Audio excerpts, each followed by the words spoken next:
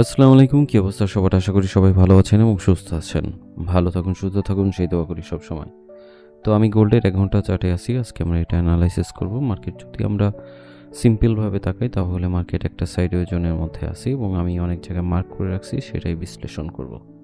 তো আমরা যদি একটু নিউজের দিকে তাকাই তাহলে আজকে তেমন বিশেষ কোনো নিউজ নেই। আমরা ৭টার পর থেকে ইউএসডি রিলেটেড কিছু নিউজ দেখতে পারি।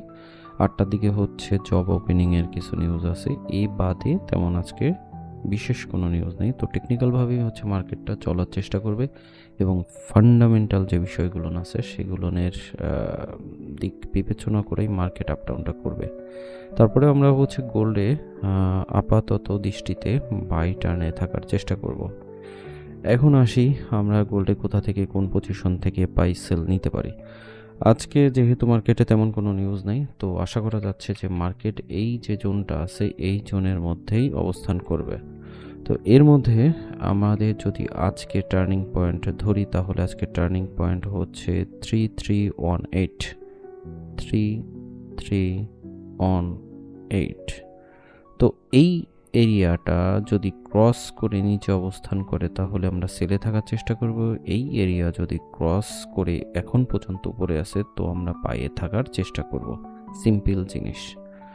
তো এর আশেপাশে যদি আমরা পেয়ে যাই উপরে মার্কেট ক্যান্ডেলকে তাহলে আমরা বাই টার্নে থাকবো এবং এর নিচে যদি মার্কেট চলে যায় তাহলে আমরা সেল টার্নে থাকবো। সেক্ষেত্রে আমাদের সেলের টিপি পজিশন হতে পারে 3280 এর উপরে।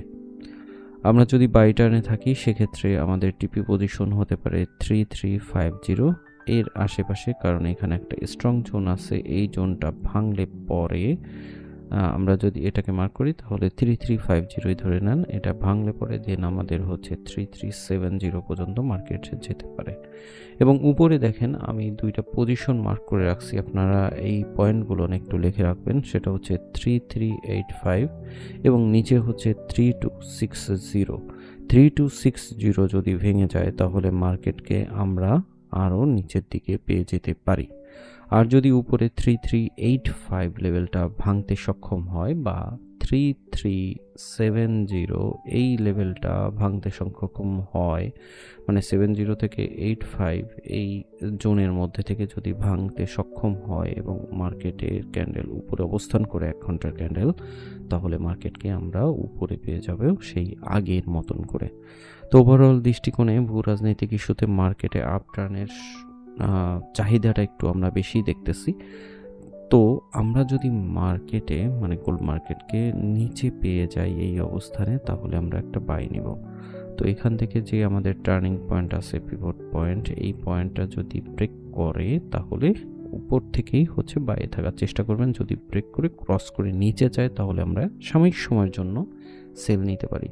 তো আজকে এইটাকে ফলো করেই আমরা মার্কেটে এন্ট্রিগুলো নিব এবং এখানে দুইটা পজিশন দেওয়া আছে 3327 এবং 3309। এই দুইটা হচ্ছে শর্ট লেভেলের এসএল। তো আমরা যদি বাই টানে এখান থেকে থাকি তাহলে আমরা শর্টে এসএল 3339 ধরতে পারি। আর আমরা যদি এখান থেকে শর্টে সেল পজিশনে থাকি তাহলে 3327 আমরা ধরতে পারি, কারণ এই লেভেলটায় যদি যায় এসএল হিট করে তাহলে মার্কেটটাকে আমরা আবার বাই পজিশনে পাবো এবং এটাকে যদি হিট করে তাহলে আমরা আবার সেল পজিশনে পাবো। তো এই হচ্ছে বিষয় আজকে গোল্ড অ্যানালাইসিস সিম্পলের মধ্যে আপনাদের জানিয়ে দিলাম। আপনারা যদি আমার ভিআইপি গ্রুপে জয়েন হতে চান তাহলে নিচে ডিসক্রিপশনে লিঙ্ক পেয়ে যাবেন। ভিআইপি গ্রুপে জয়েন হওয়ার মেইন কারণ হচ্ছে আপনারা যে আমাকে ফলো করেন সেটাই, আর কোনো কিছুই না। আর এছাড়া আমার ফ্রি টেলিগ্রাম গ্রুপ আছে, সেখানে আপনারা জয়েন হয়ে সিগন্যাল নিতে পারেন। আর আপনারা যদি মনে করেন যে কপি ট্রেডিংয়ের মাধ্যমে কোনো হ্যাসেল ছাড়া ইনকাম করতে চান তাহলে এই কপি ট্রেডিংটাতে অংশগ্রহণ করতে পারেন। অবশ্যই রিস্ক আছে এবং রিস্ক জেনেই আপনারা এটাকে কপি করবেন।